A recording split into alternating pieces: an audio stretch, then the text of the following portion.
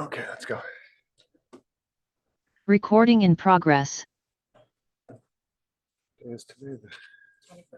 Good morning. Welcome to the September 21st, 2023 meeting of the Palo Alto Architecture Review Board. Can we have a roll call, please? Chair Bolte, Present.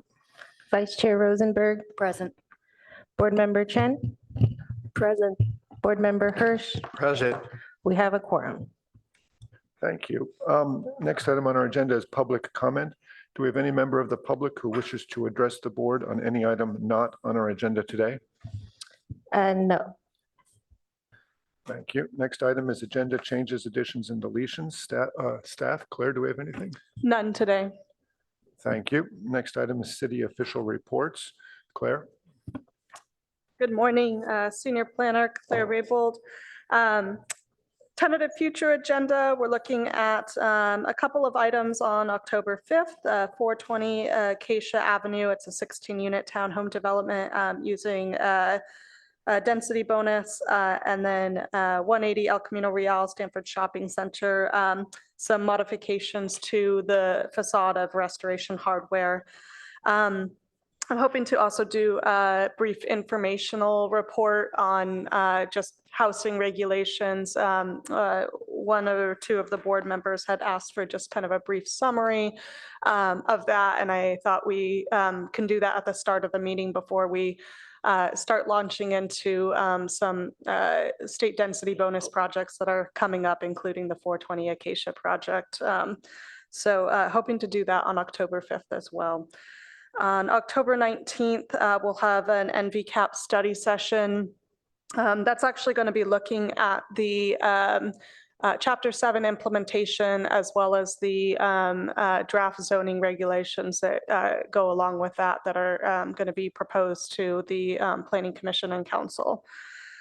And then we'll also have a preliminary review for 616 Ramona, just across from City Hall. There's a proposed project for redevelopment with transferred development rights for that project. And there have not been any new projects that have been added. We got the 616 Ramona was the last one that was added into the last report. As we start getting into the holidays, maybe start thinking about if, and let me know if you plan to be absent for anything over the holidays or something. So just a reminder so that we can make sure we have a quorum. And hold on one second.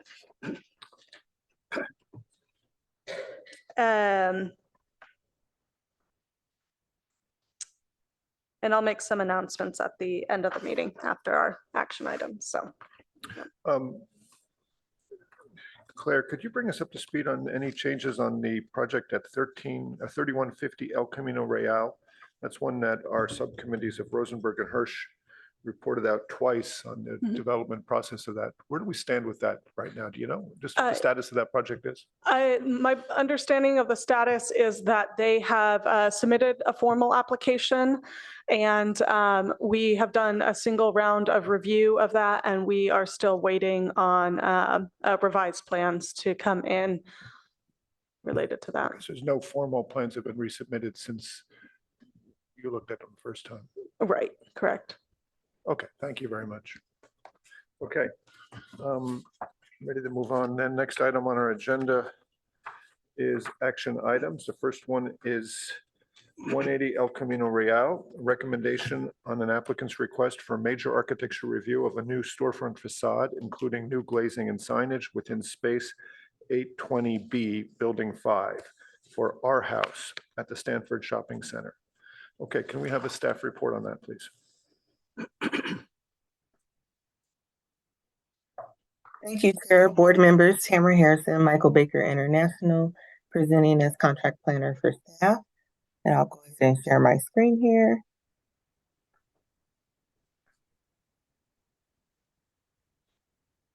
Okay, again, this action item is at 180 El Camino Real at the Stanford Shopping Center for our house Excuse me, Tamara, could I ask you to pause for 1 second? I'd like to do disclosures within the board. Does anyone have anything disclosed in Absolutely. this project?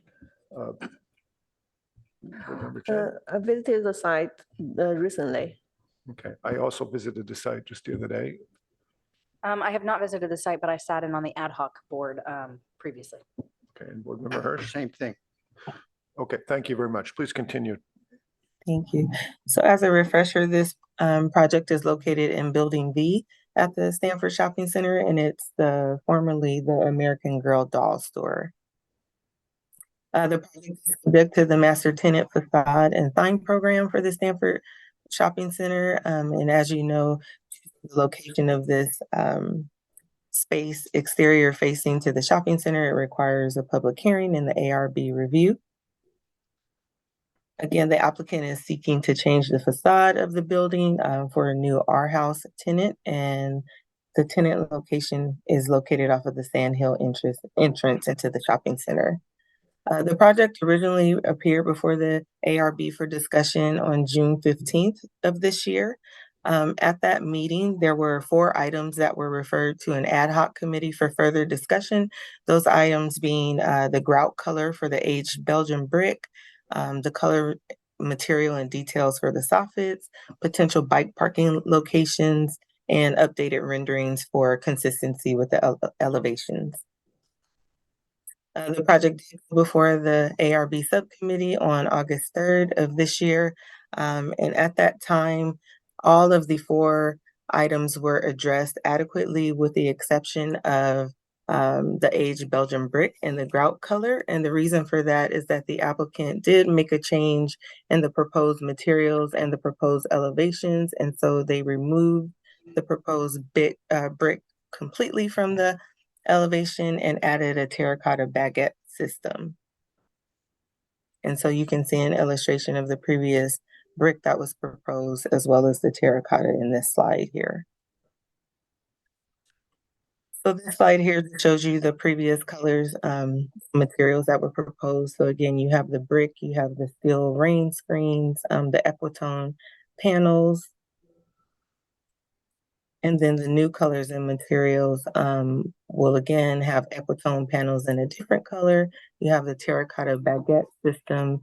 The steel rain screen was also maintained. However, the Equitone panel, I should mention, was changed to a lighter color. Before it was a darker tone, and now it's more of a beige tone. And then also the natural ipe wood was also introduced to the facades. It's currently being used on the soffits. And it was introduced into the actual facade elevation as well. And then just for comparison, I just kind of did a side-by-side of the previous design and then the proposed design for our house. And for considerations for the review, the ARB findings were taken into consideration, as well as, again, the master facade and sign program for the center. And so with that, staff recommends that the ARB take the following action and recommend approval of the proposed project facade changes to the Director of Planning and Development Services based on the findings and subject to staff's conditions of approval. This concludes staff's presentation, and I'm available for any questions. Thank you. Thank you, Planner Harrison. Out of ordinary, but perhaps appropriate for this case, before we go to an applicant presentation, I'd like to ask our subcommittee to report back to us on their review of this project as well. That was, I believe, Board Members Rosenberg and Board Member Thompson, who's not here. So if you don't mind, Board Member Rosenberg, if you could just briefly summarize for us what you saw and why this came back to us. I'm bringing this up to my colleagues because our review needs to be focused on things that were under the purview of the ad hoc committee. Although we can look at anything we like, of course, but it's reasonable to focus on those issues. So what were they, please? Oh, thank you, Peter. The image on the screen is actually a perfect example of why it was just a little bit, it felt a little bit beyond the scope of what we had originally approved. And so when we were reviewing everything, the applicant had a really comprehensive, clear response to all of our items. But when we looked at the aged brick versus the terracotta baguette system, it just felt a little bit more dramatically different than we felt comfortable approving without our fellow board members. So we allowed the applicant to have the option of either sticking with the aged brick and proceeding forward with an approval, or they could bring it back to us with the full board with the terracotta baguette system. And they made the decision to come back with the terracotta baguette system. So that was pretty much the extent of it. Thank you. Okay, so to the applicant, if you'd like, you have an opportunity to make a presentation. You will have 10 minutes. If you could please state and spell your name for the record. You know the rules here, but. Good morning, Chair, board members. Thank you again. Jason Smith, Land Shark Development, 122 North Harbor Boulevard, Fullerton, California. That's Smith, S-M-I-T-H? S-M-I-T-H, yes. Thank you. Thank you. Again, a pleasure to be back in front of you. Yes, there are some items that we couldn't quite, and I understand why the subcommittee or ad hoc did not want to review and potentially approve the material change. And so we did decide to come back in front of you today. With us today, we do have Nikki Edmondson with Our House, as well as Mark Lenz with Onyx Creative, which is up at the podium with me right now. He will be providing you with a presentation on the project and discussing the changes and why we made some of those changes. Hello, I am Mark Lenz with Onyx Creative. Would you like to be addressed as well? You might want to. That is 25001 Emery Road. If you could state and spell your name, please. Oh, This has to be transcribed. so okay. it helps. Mark, M-A-R-C, and Lenz, L-I-N-S. Thank you. And then we are located on 25001 Emery Road, Suite 400, Cleveland, Ohio, 44128. I will share my screen. Yes. I can't do it through the, Oh, to the panels link, excuse me. yeah.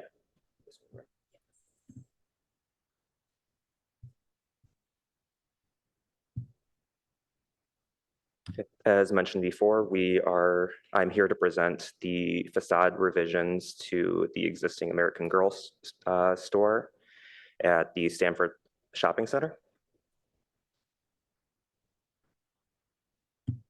We are located at the northeast side of the site, and we are not revising the footprint of the building. We have a few existing condition photos showcasing the existing design.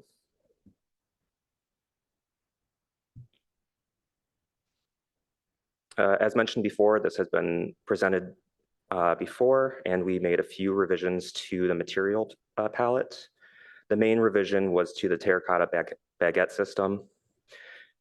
We felt that the terracotta aligned with Our House's design standards and strategies, as well as their pursuit of sustainability.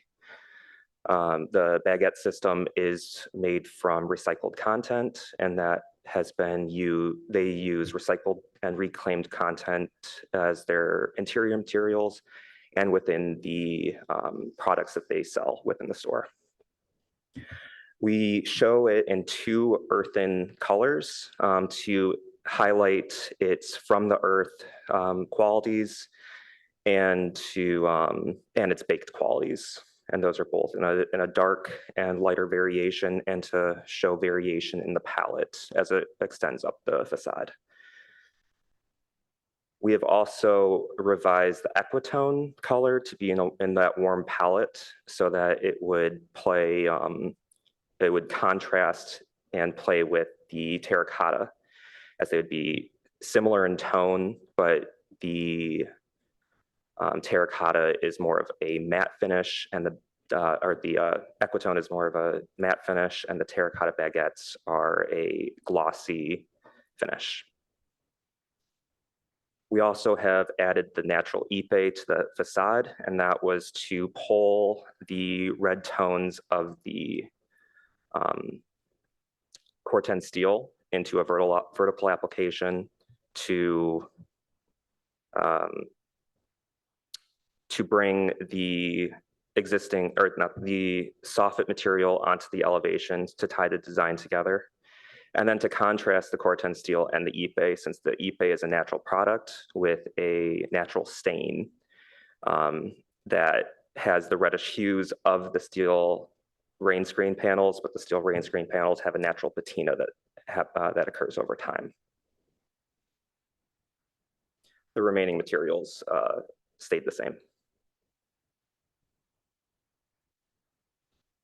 These elevations show the placement of those materials. As mentioned before, the facade has not changed, just the materials themselves.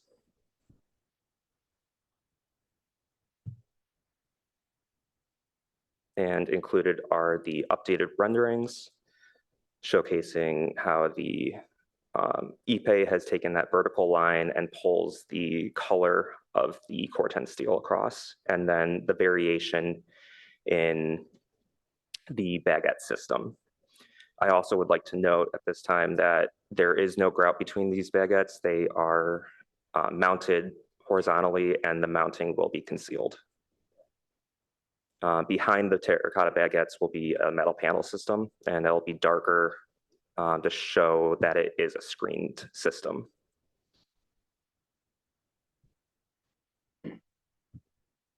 And then the update of the sections, the details. And if you look at detail 11, you'll notice how we're mounting the baguette system. I will zoom in. Where there will be gaps in between those individual baguettes, and there is the backup system for the metal panels.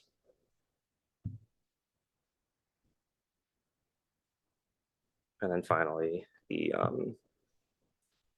day rendered elevation.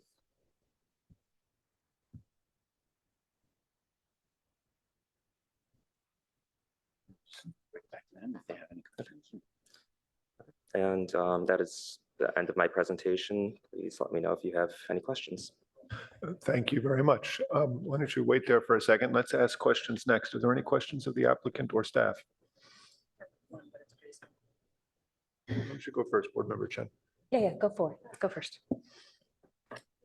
I do have one quick question about the new material, the terracotta baguette.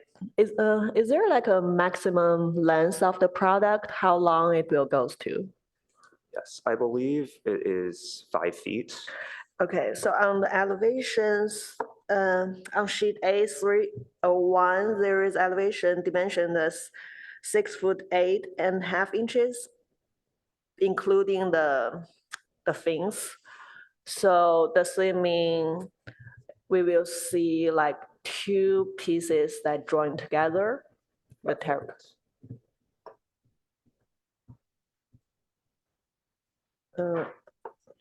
The sheet I'm looking at is A3.301. Oh, okay, you're also showing. So we have someone else from my office that is more familiar with the terracotta, the baguette system. Is it okay if I have her speak? Sure, yeah.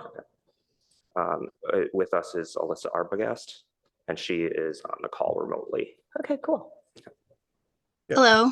Hi, Alyssa, you said, if you could please spell your name for the record, and then we'd like to hear your response to the question. Yes. Okay. So my name is Alyssa Arbogast. It's ALYSSA, and then ARBOGAST.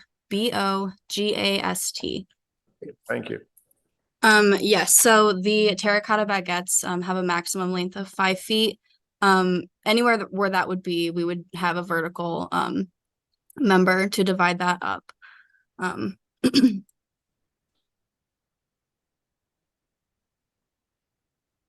Yeah, could you please go to the southeast elevation? I believe it's the elevation down below because the dimension is over 6 foot. Yeah, that part. 6'8". So that also includes like the fins that you see, like the portals that we have.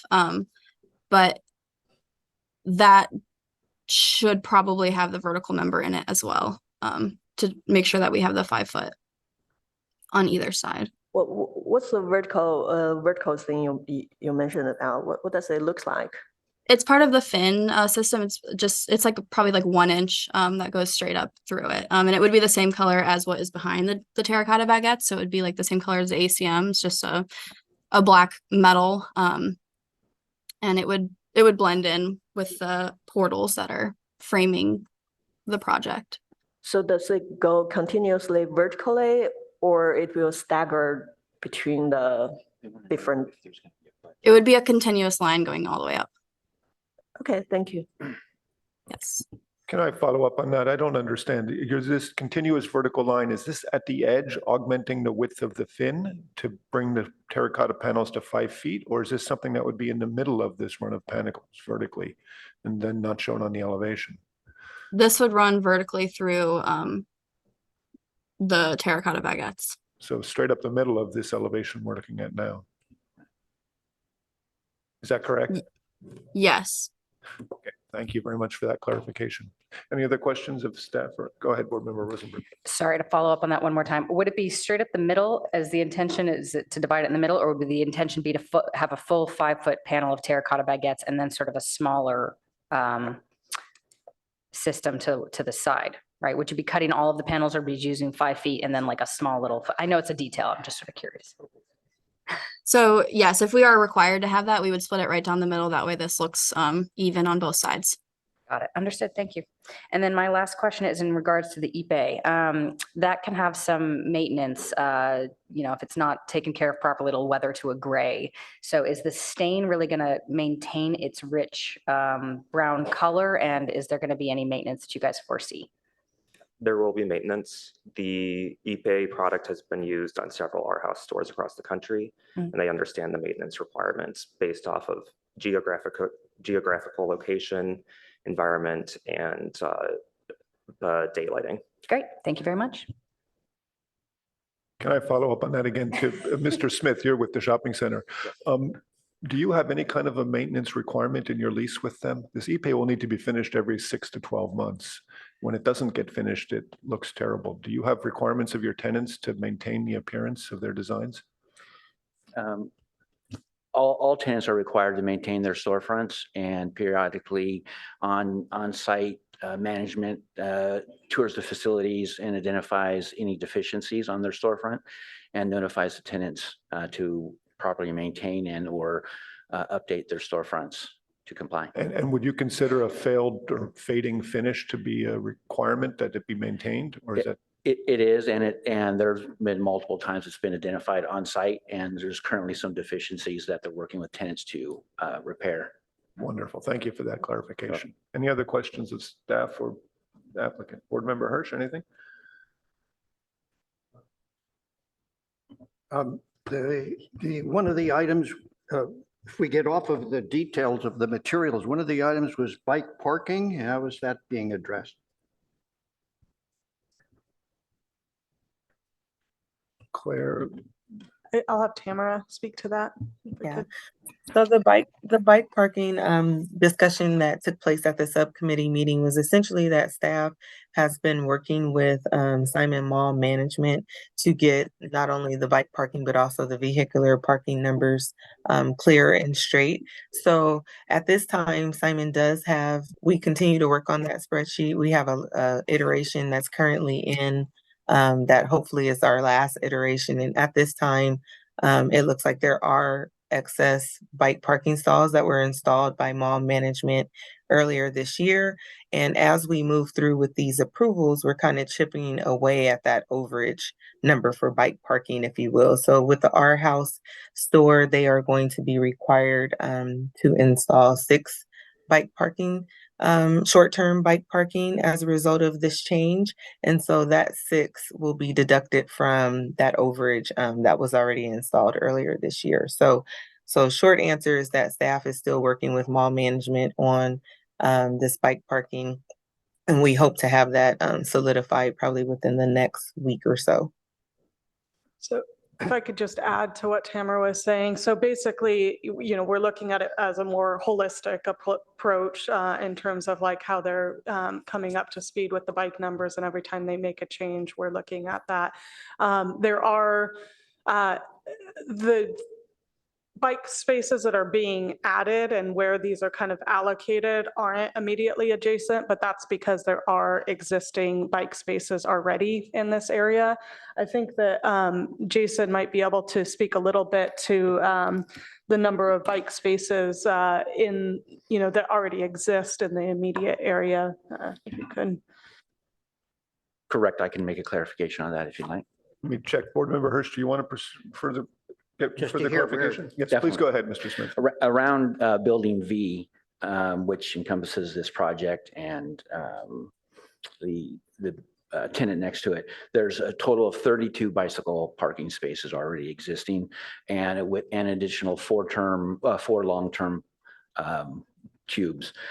With the expansion of the shopping center and building EE, and they're going to be putting in an additional, I believe it's 18 bicycle spots once that construction is completed. And again, currently there's we have a positive of bicycles, so we're chipping away at those numbers when we come up to public hearing. But again, Simon is working with staff to make sure that all those requirements are met, and we're going to identify exactly where all those bicycle spots are at. Thank you. Okay, you can sit down to the applicant. Let's move on then and open this hearing to public comment. Do we have any members of the public who wish to address us on this project? I have not received any speaker cards or raised hands. Okay, we'll close the meeting to public comment and bring it back to the board for a discussion. Board Member Rosenberg, why don't you start us off since you were on the subcommittee? What do you think? Sure. Well, thank you guys again for your presentation tomorrow. Thank you for yours as well. We were pretty much in favor of this project previously, and really the only point of contention that seemed outstanding was really just to make sure that the entire board as a whole was unified in their approval of the full material scope.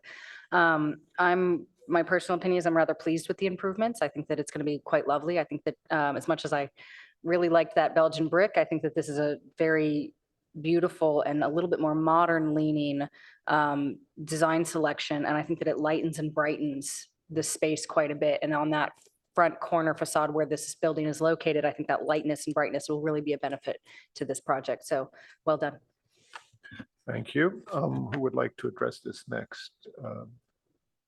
Okay, Board Member Hirsch. I'd like to ditto my fellow board members' comments here. I think it's a good change. I had some reservations about the brick material as well. And I think this is a more consistent material. Colors are very beautiful, and the whole enhancement of the front is improved with these new materials. So I have no problem moving this one forward. Thank you, Board Member Hirsch. Board Member Chen. Thank you. And I think the introduction of the new material is a good improvements to this project. And I like the way you make the corner elements lighter. And I think I like the contrast you provided now. However, I'm a little bit concerned about the drawing line that you just mentioned. So without seeing the details, like where the lines are and how it really looks like, I'm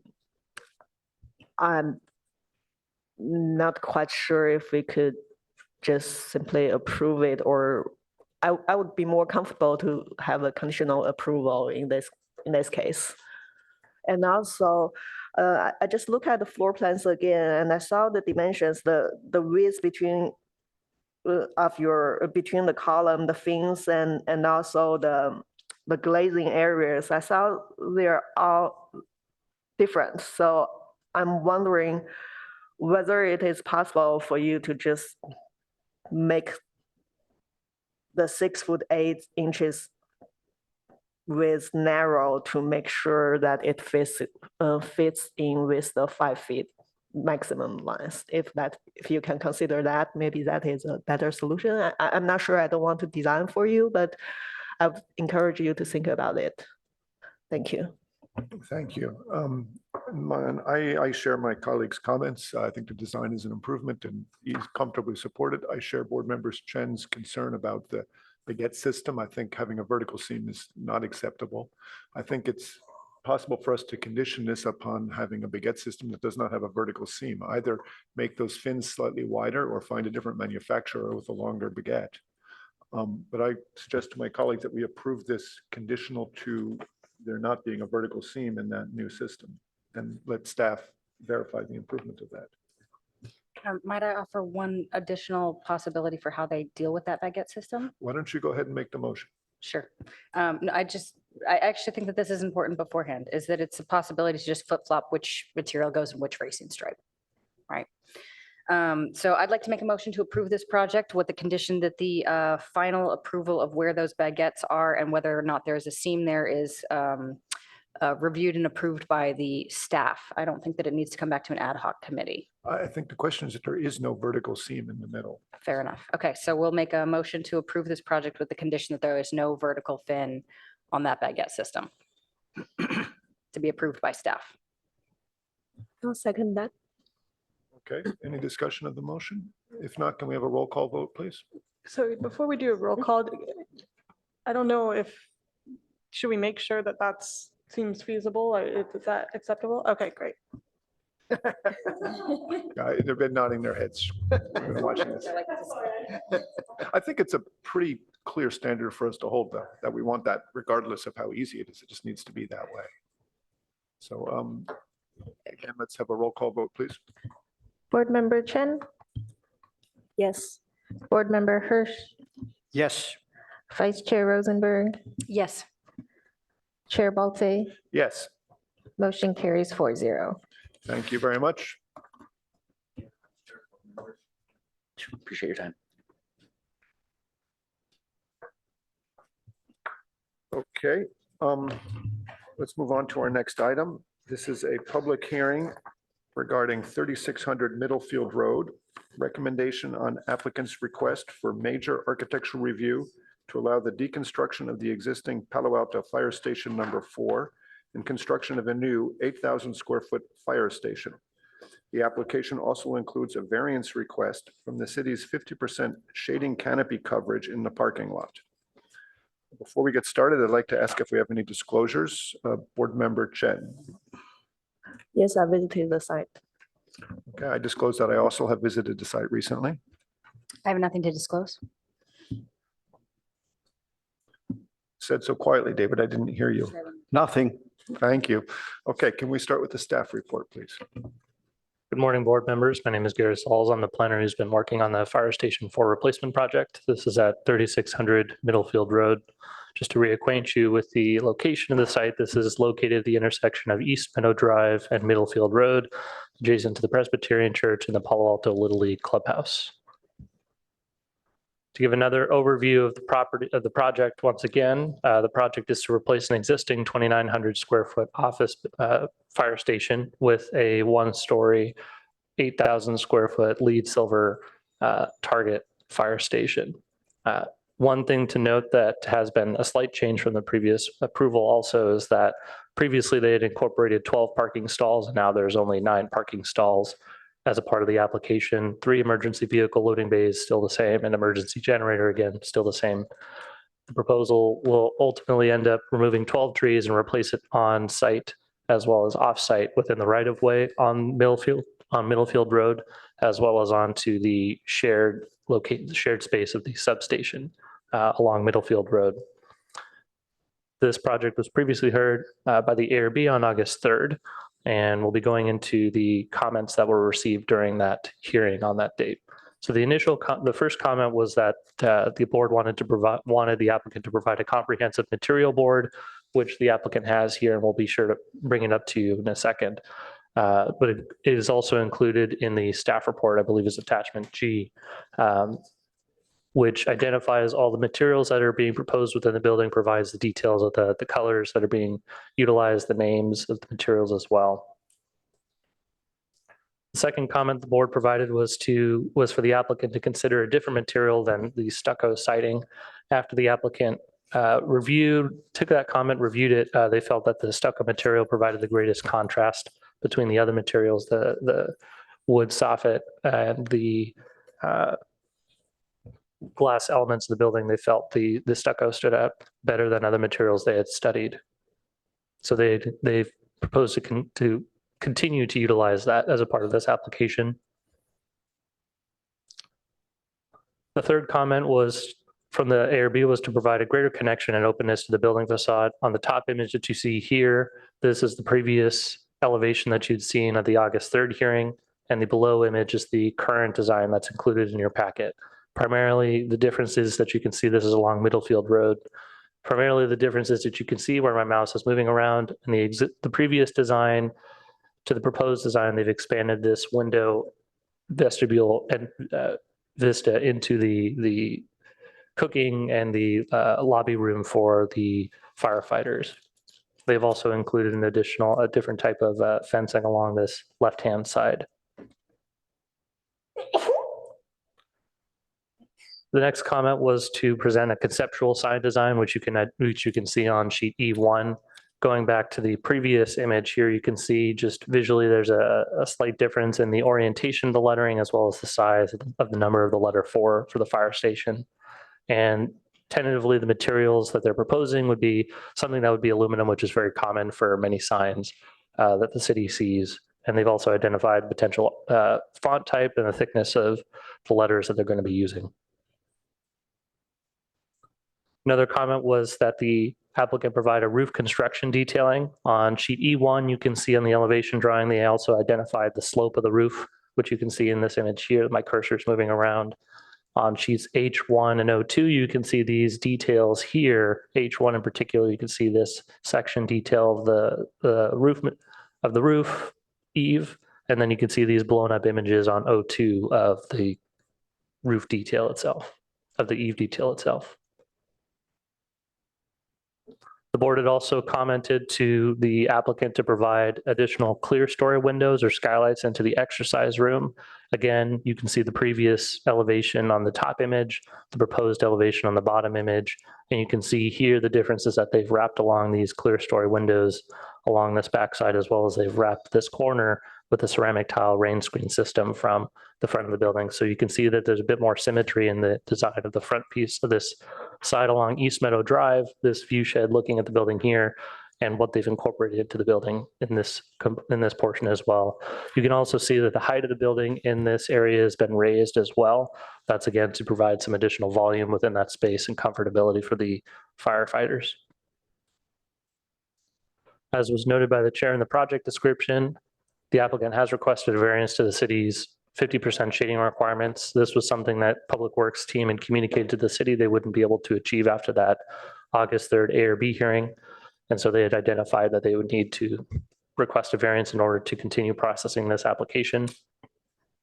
The city has included the variance findings in the staff report, and staff believe that with the uniqueness of this site, its facilities, that it's provide the services that it is providing to the city and the critical functions they provide, as well as other sort of limitations related to the emergency system responsibilities and the overhead power lines that stretch over the property, that staff believe that we can make the findings to approve this variance application. The staff's recommendation would be to approve the proposed project based on the included findings and conditions of approval. And that concludes my presentation. The applicant is also here to be able to answer questions and make their presentation as well. Thank you. Before we go to the applicant, do we have any questions of staff regarding this project?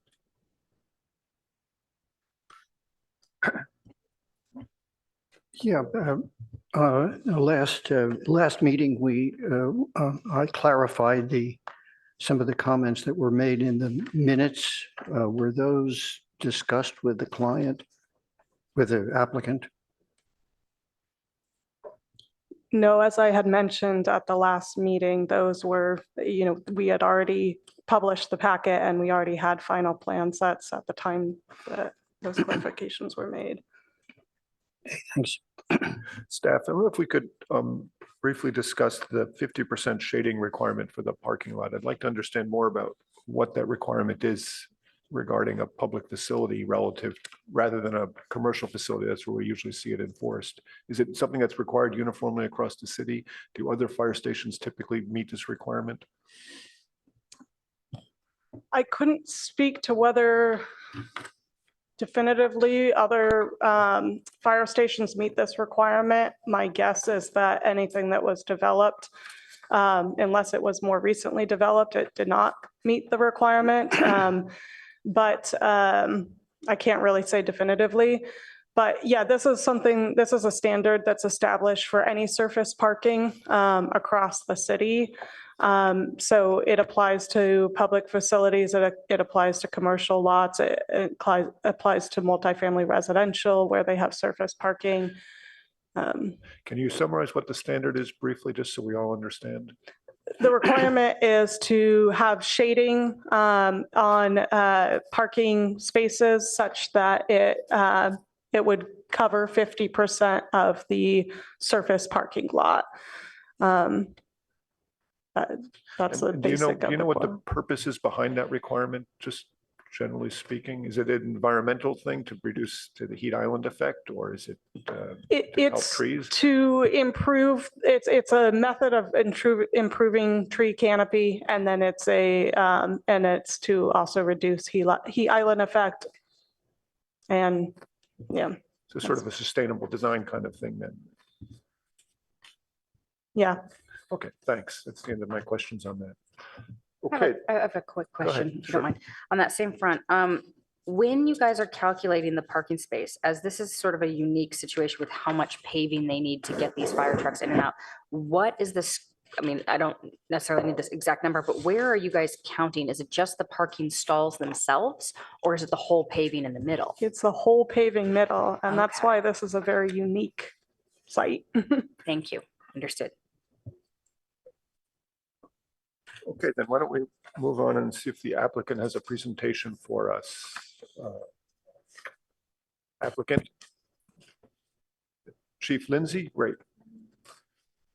You will have 10 minutes, please, and I think just stating your name will suffice. Good morning, esteemed board members. We're happy to present to you a packet that responds to your comments based on our last discussion. We went back as a team, and I'm sorry, my name is Steve Lindsay, Lindsey. We went back as a team and we discussed those comments, and we looked from a perspective of the day in the life of a firefighter that's going to be working at Station 4. They get to work around anywhere between 6:30 and 7:30 in the morning to report to duty. They work a 48-hour shift. They trickle in and out at different times, depending on if they're getting relief from another station or if they're coming in from home. And so they're going to be parking their cars at different times. So the parking itself, the flow, we are confident that that's going to work for us. As far as having opportunities to engage with the community, we embrace that. And one of the things is making the window a little bit larger in the front, and also adding an additional window that faces the apparatus bay and the apron area. So if we're inside of the day room is what we call it, and we are preparing our breakfast in the morning and we see somebody that's outside in the apron, which is the front area of the fire station from that window now, we'll have opportunities to engage. Monday through Friday from 8 to 5 p.m., that's our business hours. We'll be in the lobby side. We'll be engaging with the public on the lobby side. We'll be conducting company business, which includes inspections, going out and doing training and district familiarization. On the off hours, we're going to be in the day room side. That's our time to eat. That's our time to talk about the day and make our plans for the next day.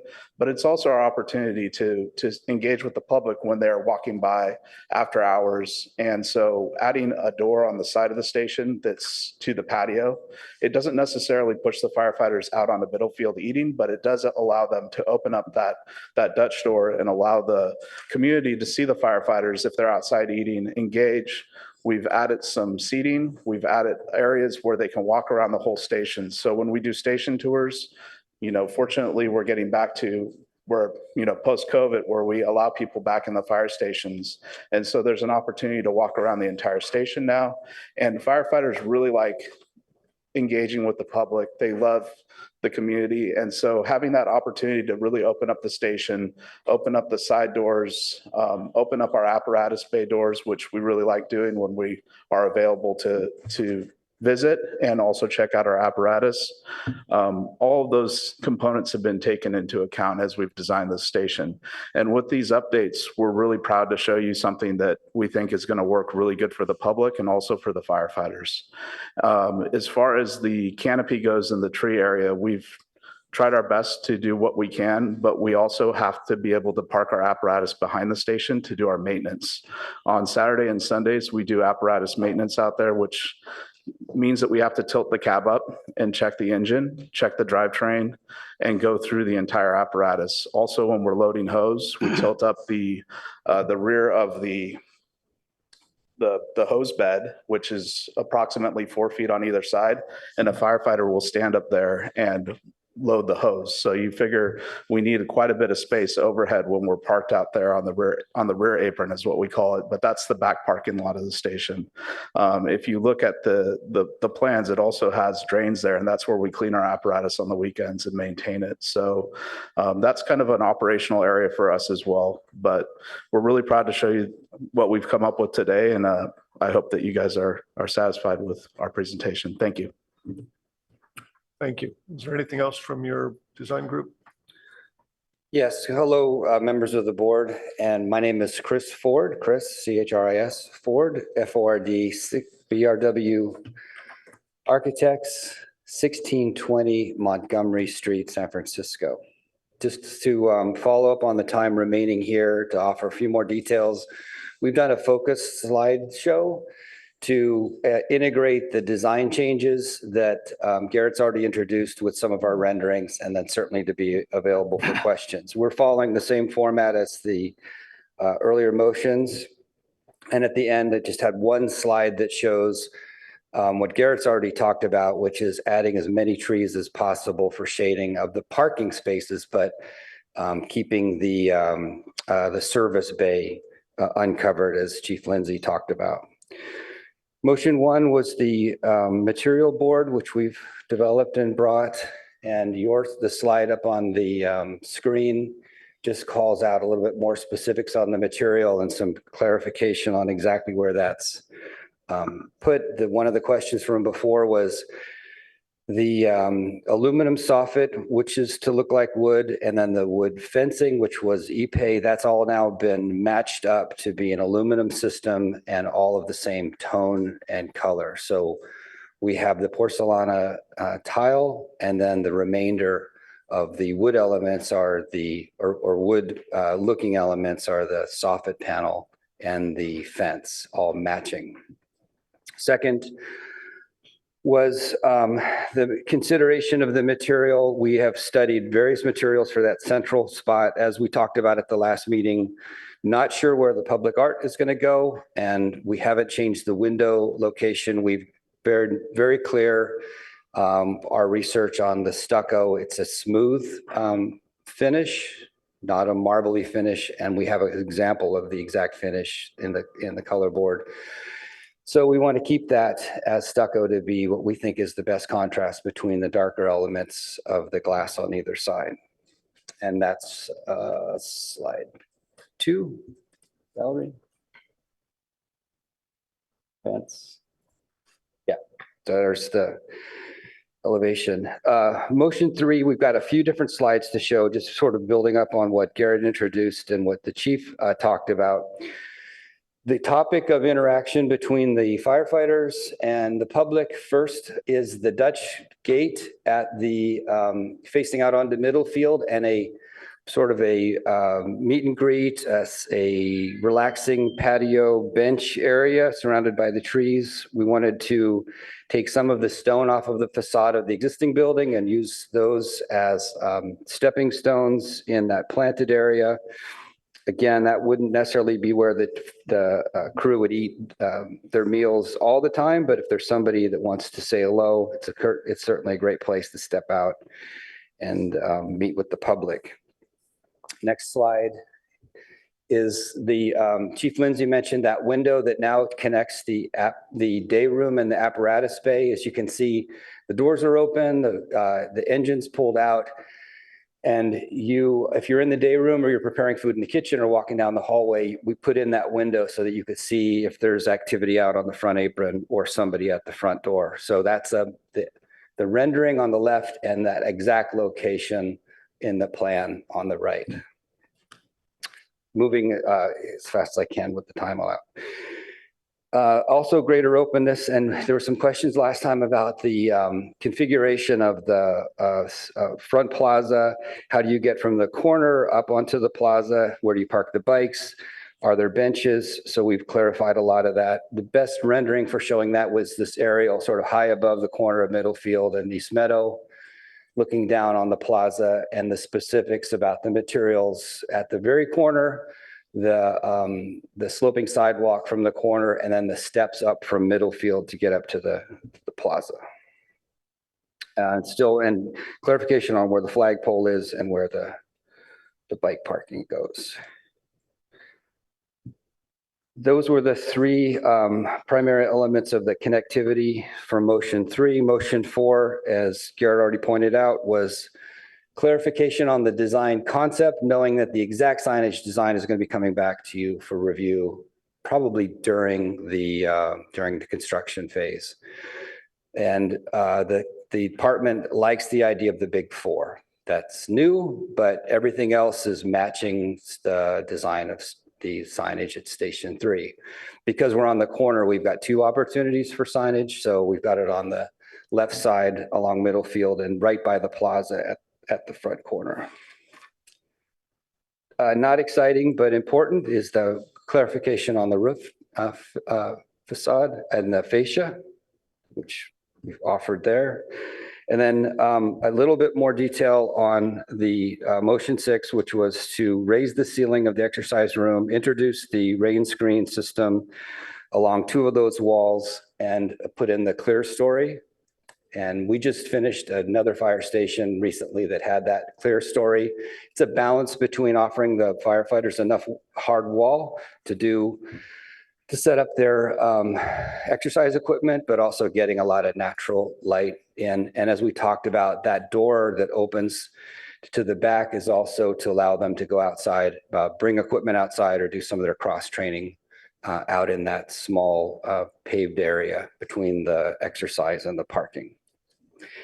That concludes my time. The final was about the shading. I think Garrett answered the questions pretty well about getting as much shading on the parking spaces in the back while still leaving enough open space for the service yard, and coordinating with the utilities on putting trees under the high power lines. Valerie has control on the screen. We could back up to the slides, or we've got various renderings and views if we wanted to ask any more specifics. So I'm 39 seconds over the time. That's Wonderful. That's it for me. Thank you. Thank you. Let's leave this image on the screen. It's quite attractive. Do we have any questions of the applicant? Go ahead.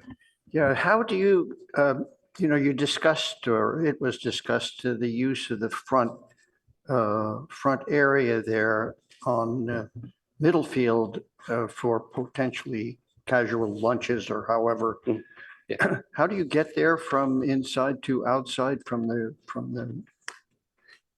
That's a great question. The gate, there's always been a gate there. The earlier version was the gate was perpendicular to Middlefield. Now we've moved the gate to be parallel to Middlefield. And as Chief mentioned, it's a Dutch door gate. So the upper panel will stay open so that people walking by can see if there's firefighters in the back patio, or you could fully open it and walk outside. So access to it is from the door behind the dining table there. Right, their patio, their dining patio, barbecue area, outdoor eating that's connected directly to their dining day kitchen area. That's a sort of an extension of their eating area, that the rear yard there. Yes, sure. It's really, and they have that now at Station 4. They have a barbecue, they have a shade canopy So yeah, the outdoor eating, as Chief mentioned, at the end of the day, there's time to, relax, decompress, but also talk about the day. But there is, you want to get outside. And if it's a nice day, they typically eat outside at night.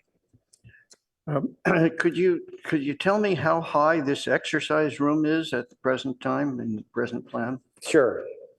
Ceiling tops out at about 11 foot ceiling inside. The stucco band above it is a little higher than a standard parapet because we're also hiding the VRF compressors. All the mechanical equipment is hidden, and the battery backup for the microgrid is also up there. So it has a little bit of a tall look, but we think it's worth it because it's going to be hiding virtually every piece of mechanical equipment, leaving the rest of the roof totally simple and flat for the PV panels. So it's 11-foot ceiling in the exercise room. So, excuse me, it's 11 foot for the exercise. So it's about the same as the height of the structure on the other side and in the front of that building is 15 feet. Is that right? About right? That's about right. Yeah. Okay. And there's a hung ceiling in that room. You mean the balance of the living quarters? No, the exercise room. Well, what we've done before when we have that volume with clear story is we would have like an exposed painted out underside of the deck, like the metal deck, have it more of a gym look, probably not a drop ceiling. I don't know if we've really dug into those details. Okay. Any other questions? Go ahead. A question for Chief Lindsay. How many firefighters are at the station at any given time? What's your average number, or what's your max number? For this station design or currently? For this station design, how many firefighters do you expect to be on duty at any given time? So we expect at this station to have 5 firefighters total, 3 on a fire engine and 2 on an ambulance. Perfect. And then we're taking into account kind of the future needs of the community as we design this station. So that's why it is the way it is. Okay. Thank you. And a question for the architect, the trash enclosures by the generator, is there any possibility that those could be shifted forward to get another tree behind them? It possibly. It's then a trade-off between giving the firefighters that outdoor sort of CrossFit workout area and moving everything. What we're saying is moving those 2 built elements north. Yeah, just scooch it. I'm sorry if there's any way to pull up sheet C-2. I'm just noticing that there's the trash enclosures are there. They do seem to have quite a bit of space though between the trash enclosures and the actual parking stalls themselves. But it also says something saying comm tower. So I don't know if there is the capacity right there. That's perfect. If you zoom on that bottom right corner a little bit. So if there's a possibility to shift those trash enclosures just a little bit towards that, then maybe we could even get another tree or 2 in there behind the trash enclosures. Just thinking if that's actually feasible or not. And I don't have the answer, so I'm asking you. I think it's feasible. Okay. The generators, they have doors that open and service panels and things. Yeah, the generator is probably where it is. And then the follow-up question to that would be, is there any issue with having a tree that close to a generator? I think one thing just to keep in mind is that these trash enclosures are going to need movability space in front of them. Yes, right? For exactly. the actual bins to be moved around. Sure. We'll have to study that a little bit further to actually see if that's feasible or not. I'm not sure that that's something that we can answer today, though. No, that's fair enough. I do want to note that the electric utility substation is on the other side of that fence, and we have to maintain 2 to 3 feet tree canopy airspace from that fence. So that whole side we had to exclude from planting trees. So that answers that. If you could please state and spell your and name. spell who you are. Sorry, my name is Valerie Tam, VALERIE TAM, Public Works Engineering. Thank you, Perfect. Ms. Tam. Thank you, Ms. Tam. I think that answered that question pretty clearly. We had also had a conversation about the stucco joint lines on the front white facade. Could you speak to that a little bit, please? For example, they're very thin. They barely show up on the renderings. It's just a very light shadow line. It's crack control. It's not going to be accentuated or a big design feature. It's really to help organize the graphics, but also just a slight shadow line. A little bit like the division between the panels behind you. Great. Like that thin. Okay. That answers my question there. Thank you very much. Any other questions of the applicant? Okay, we will open this meeting now to public comment. Do we have any members of the public wishing to address us on this issue? No, we have no public comment.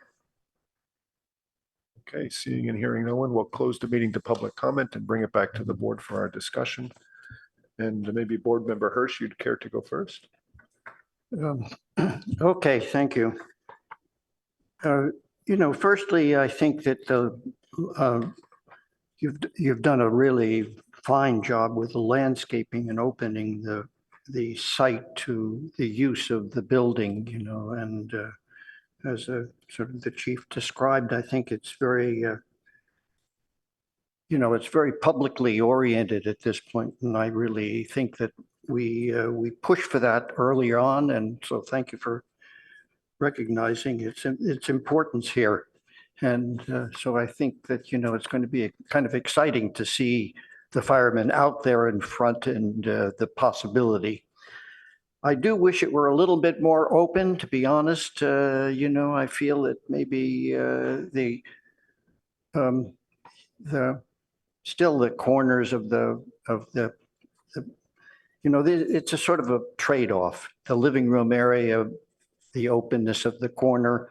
You have a very nice open corner on the other side with the conference room there and the access to the sort of the administrative head and so on. But the same, it seemed to me, could have been sort of become a standard of this building, of the way in which you turn a corner. And I sort of feel that that could have been done in the front, and it would have actually provided a little greater view of the activity of the apron, and what's happening out there, and watching the front of the building as another control.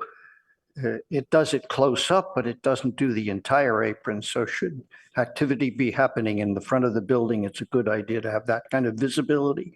And it's a good idea, I think, to see the activity of the room inside there. So I personally would have pushed for even more glass around the corner in the front. And or actually making that window that is in the front kind of in line with the interior circulation into a door that opened up into the front. Because the access with a Dutch door kind of idea to the front is a little circuitous to get there. I think it's likely not really to be used. Even so, it will provide visual openness, but it really won't create a movement to the front of the site. So in terms of our earlier comments, opening up the building more, I really feel there's a little more that could be done to make it consistent with what you're doing on the opposite side of the building. But my biggest concern is the view from the back of the building, that there are two major streets here, two really, really major streets. And as you're coming down East Meadow, the view of the back of the building, which is an activity yard of some sort, going to be very busy, as you said. That's a very, very much a part of the view of the building, but you have a very nice renderings of the front and the landscaping and the way you'll see that. And that's very nice, as Chair Bolte described, that view is going to be really, really nice. The back is not going to be at all the same. And I'm unhappy with the way in which let me say, the concept of this building is this major structure coming through and these two kind of functional spaces for the administration of the whole rest of, and the night and day kind of activity spaces is really kind of muddied. You know, the front corner with the graphics and the conference room and openness and the low roof at low, it's at 15 feet. That's not so low. That's significantly high. Seems to me that that sets a standard for the two aspects of the building, the sloping roof and the lower 15-foot, which is not so low, related spaces around the building. And then it's lost in the back because the that the exercise room and the mechanicals above really take away from the concept of this building significantly. I would like to have seen that whole 15-foot level extended all the way into the back.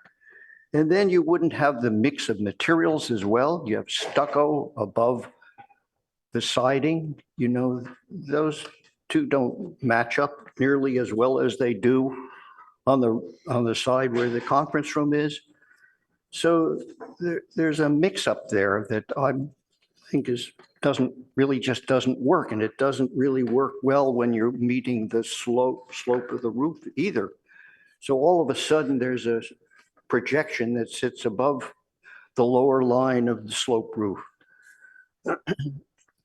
I think it's conceivable to rethink how the mechanicals are above it and take them and move them somewhere else in the building. Perhaps the condensers or whatever are put in the area of the plaza. Maybe you could extend the fencing in some way and incorporate some of that mechanical on the ground and not have it in the roof line at all. And then you'd have a repeat of the same idea as you have on the other side of the building with the conference room. To me, this is the most important problem with this project right now.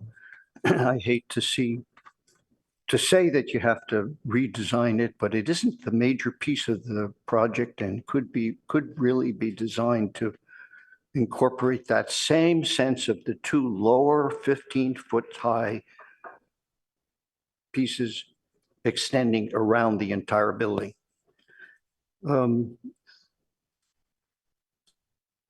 Because the only thing that makes that higher is the fact that you have mechanicals above it.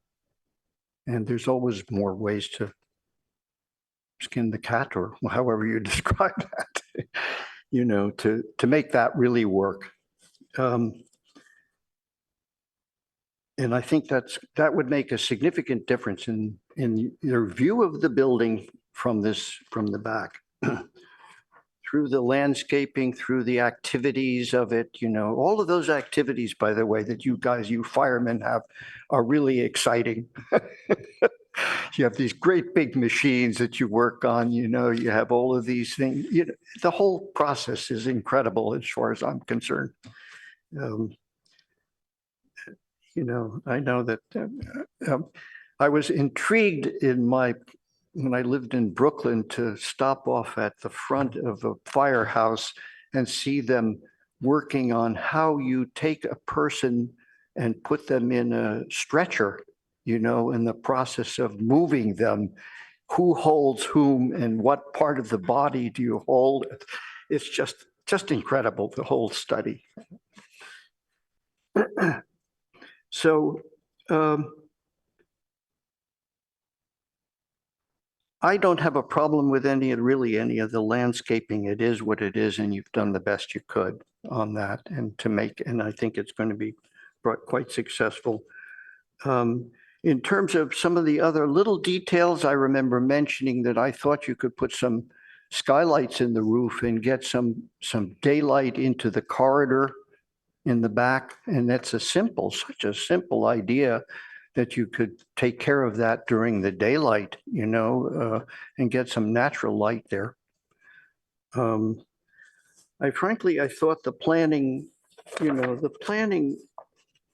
I was wishing that the sort of the kitchen and the dining area switched, and you've got some very nice windows in the front of the building on the corner. And it just seems to be that that's a really nice dining area, whereas in terms of the kitchen, let me go back to the plan here, see if I can. In terms of the kitchen at the front of the building,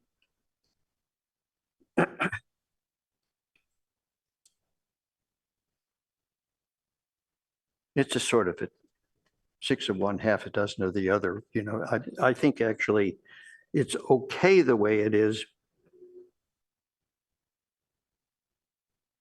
Yeah, I think I take that one back. I think it works okay. So to sum up, you know, I have to be honest, I sort of feel like the front of the building may be a little taller than it needs to be. When you look at the rendering of the front, it's just going to be some sweeping line that goes up to, and the maximum height of it looks very tall to me. And I was concerned about it in the beginning, and I think I'm still somewhat concerned that it seems to be a bit high. If we had really had a kind of a model of it, it might have been a little bit better to see that. But I leave it up to my fellow board members to give their opinion about the height of the roof. The 15 feet seems like a standard normal height for all of the other things, what you need to do inside to run drop ceilings or materials in the inside, and the roof line. It seems okay, but the top of the big roof is really, really way over. It just, I don't know, we'll have to see, you know, if there's other opinions about that. You see it pretty well on H1 here. And it's quite high. It's a question of what it really is going to feel like when you're standing there. So I almost feel like saying, if you had a section drawing with a person standing there, you get a better sense of the height of it in the front. But there's no picture there. But that perspective rendering seems to emphasize that significantly. Okay, those are my major concerns. I want to emphasize again that consider the back and elevation that you're going to see, and work on the exercise room. Make sure that that coordinates with all the rest of the forms. Thank you. Thank you, Board Member Hirsch. Board Member Chen. Thank you so much for your presentation. I have to say I'm a big fan of this project since study session, and I really like the design, the cleanness, and the simple design.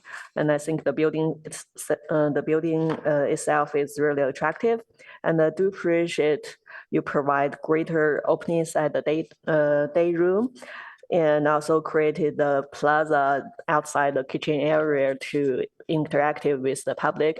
Those improvements are really appreciated. I'd like to echo Board Member Hirsch comment about the elevation design at the exercise room. I think right now it seems like the parapet wall is kind of tall. I know it's high. You want to hide the mechanical equipment above the roof, but since we introduced new materials there, I think the stucco wall above it and would look looking tile below, it just kind of compete with each other. So I would still consider you, recommend you to consider relocate the mechanical room above the bedroom area, because those area really doesn't need that high ceiling space. And then in this case, maybe we can lower the parapet wall above the exercise room and make the rear elevation, that part is more proportionally right. And comment on the backyard, the courtyard. I'm not sure whether it is necessary to open the courtyard as what Board Member Hirsch just mentioned, because I drove down East Meadow every day after picking up my daughter from school. And I know there is a deep buffer zone between the courtyard and the road itself. So it's really hard for you to see behind the trees what will happen there. So I'm not sure if it's necessary to, or how to open it. That's all my comments. Thank you. Thank you, Board Member Chen. Board Member Rosenberg. Thank you. I was the sole supporter of this project the last time it came before us, and I have to say I still support the project. I'm pleased with the improvements though, and this is definitely one of those times where I appreciate that my board members pushed for further improvements to the design, because I do think they are successful. I hear what my other fellow board members are saying about the high parapet wall. There's the potential that maybe that does get moved. I wouldn't say over the bedrooms, but maybe over the restrooms. Personally, I don't think it's enough to require a change. I think that it's nice the way it is. Could I see room for improvement? Yes. But I also think that that's up to the architect to design, and that they have presented this design, and our job is tasked to see if there are major issues with this design. And at this point, I do not see those. I really like the improvements to the exercise room, although I do hear what Board Member Hirsch is saying about it's a little bit discontinuous with, there's a language on the left side, and this is a sort of a mixed language on the right side, but it is a dramatic improvement over the all white. So I'm in support of that.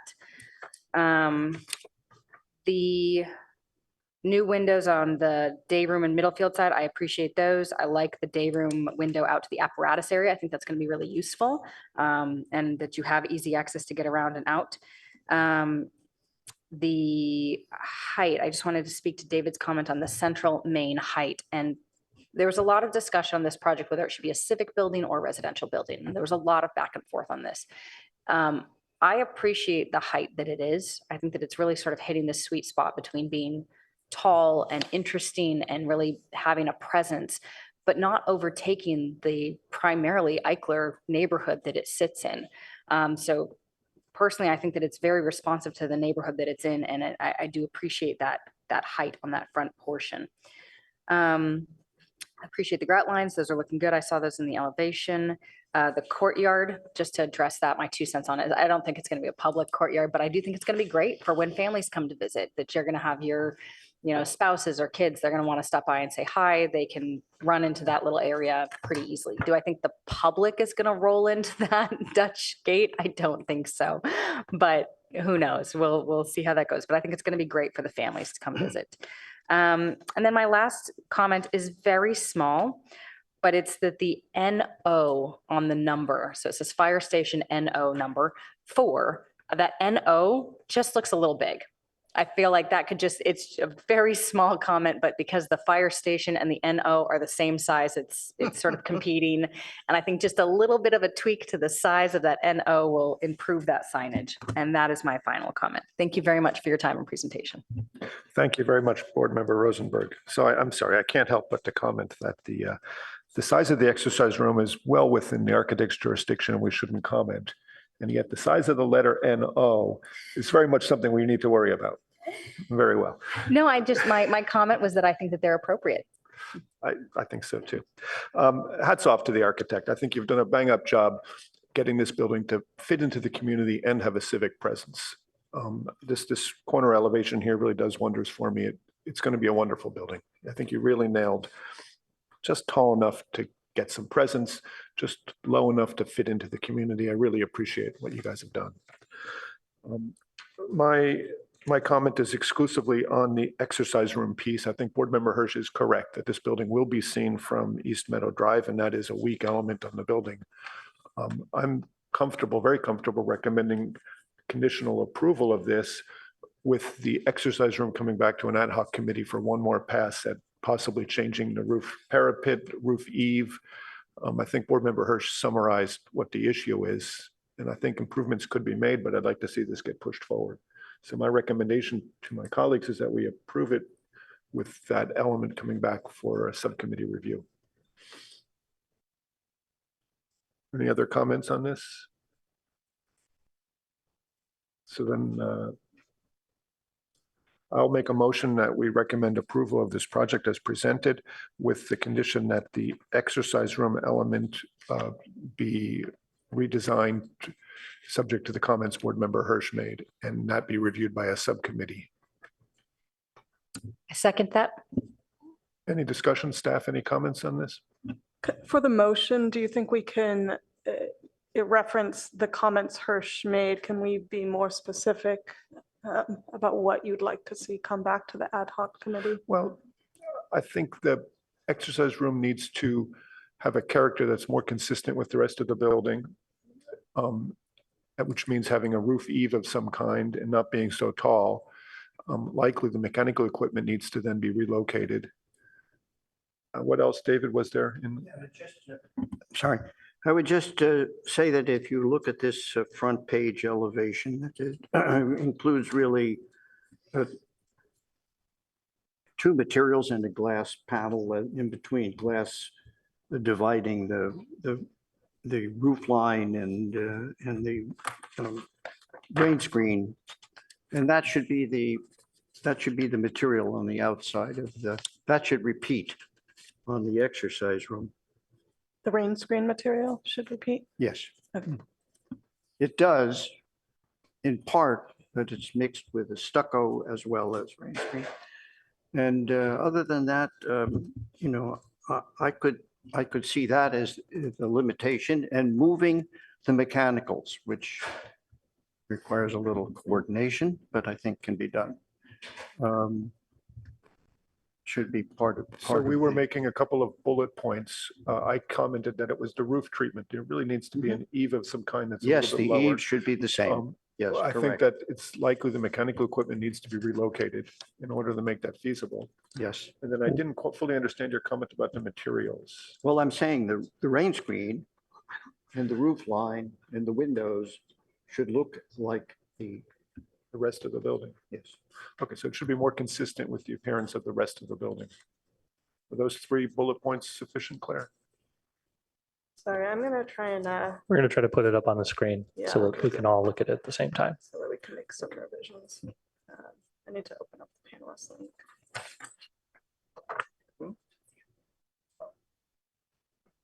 Bring them up and ask. See if we get a motion out there first.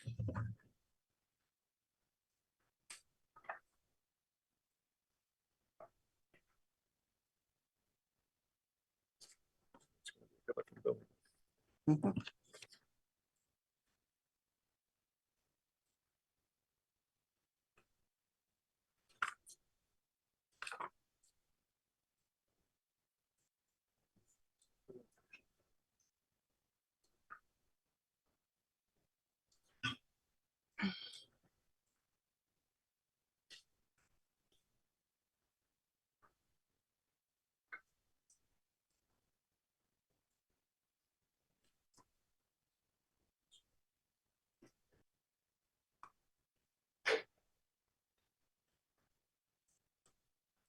We lost the tree that's at the corner. Yes, but they It's gone. They're planting a new one. They're planting a new one there. So They're planting a new one a there. new one there. Okay, so it'll be smaller. That's existing.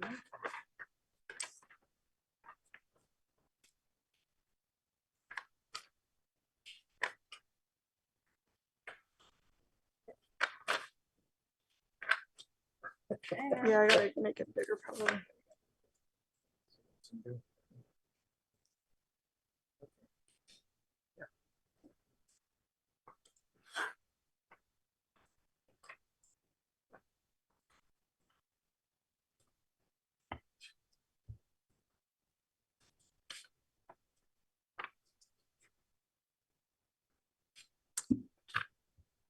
I think there was also a material, so I'm just trying to kind of refine this language, if you guys can help me refine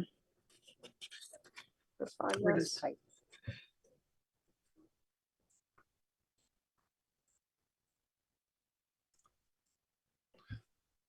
Let's leave it like this, Claire. You say provide a character that is more consistent with the rest of the building. Let's put 3 bullet points under that help us get to that point. One of them is provided different, a more consistent roof eave treatment.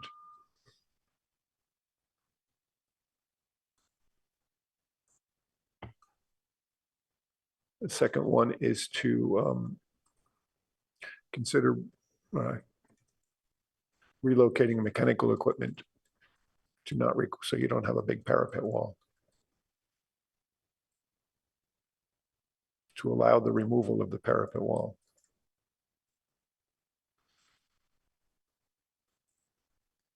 And the third is to have a consistent exterior material treatment with the rest of the building, the rain screen.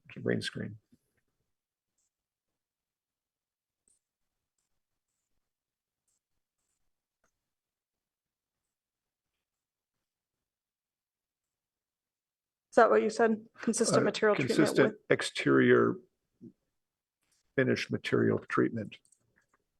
I don't think you need to say rain screen. That's given in that. And would that just be at that same area? Just on the exercise building, yeah. The heightened white stucco area? That's what you're Yeah, talking about? yeah. It's essentially having the white stucco above the rain screen is different than anywhere else on the building. The rest of it has an eave that caps it off. And that's what we're noticing. It looks different. It sort of reinforces it looking like a box rather than a glass wall with a roof on it. I think the architect is comfortably able to deal with that. We'll ask them in a second, but let's see if we get a second for this motion first. I already seconded and I still second. Okay, so it's been moved and seconded. Before we vote, can we ask the applicant what their reaction is to this request? Yes, Chris Ford again, BRW Architects. To be quite honest, we've been chasing this mechanical system around all since the very beginning. You know, as you know, it's a very tight site. We share the site with the substation, but that fence is fixed, service yard's fixed. Concerned about the chief coming and hitting me in the back of the head, the last spot left is their dining area, their outdoor dining area. Putting the condensers, the VRF condensers above a bedroom is not good for wellness and happiness of the firefighters. The other option, when like I said, we've chased this all over, was putting them above the bathrooms, but then you will see them from Middlefield. So we're not going to design it here. We'll try. I like the idea that it's subcommittee, that we can maybe meet face to face and do a charrette or something and really bring the model back and really study this. So we take it to heart. We'll do that. To my colleagues and perhaps to you too, I would suggest that just even if the mechanical equipment has to be in the same location, put it there and put a separate screen around that pulled back from the edge of the roof. Right. That's another thing we could Might study. be an easier way to, so we'll see it a little bit, but certainly you'd keep the form of the To step building. it back. Certainly, yes. I don't know if my colleagues want to comment if that would be Yeah, I want to acceptable. comment. You know, I don't see how you could possibly see it if it's put above the bathrooms. The bathrooms are very far back in the building. The mechanicals could easily, and they're going to be screened by the rest of the building from, I think that's a reasonable idea, and it's something that my mind went through as a reasonable alternate over the bathrooms, which certainly don't have to be 15 feet high. I suggest you consider that carefully. You will not see it from Middlefield unless you're riding in a bus where you're way up higher, you know, or on top of a truck, or even in a fire truck where you're way off the ground. But definitely, it's a very reasonable place for something like that. Against the side wall of the building and not near the bedrooms. Thank you, Board Member Hirsch. Any other comments from the board on this? Okay, so we're ready to have a vote then. Can we have a roll call vote, please? Board Member Chen? Yes. Board Member Hirsch? Yes. Vice Chair Rosenberg, Yes. Chair Balte, Yes. motion carries 4-0. Thank you very much. Okay, thank you very much. We're going to move on to our last item today, which, oh, of course, I want to assign the ad hoc to that one, and I'd like to assign Board Member Hirsch, and then maybe Board Member Chen, would you serve on this one as well, please? Sure. Okay, so Board Members Hirsch and Chen will be our ad hoc committee on this item. Thank you for reminding me. Our last item is board member questions, comments, announcements. I would like to announce that the city council appointed Massam Adcock. Is that the right pronunciation? I think it's Musam ad Misam, hoc. okay. Ad hoc. A local architect to our board. She will be joining us at our next meeting. We will all welcome her at the time. Any other board member questions, comments, announcements? Great, thank you. We are adjourned. Thank you.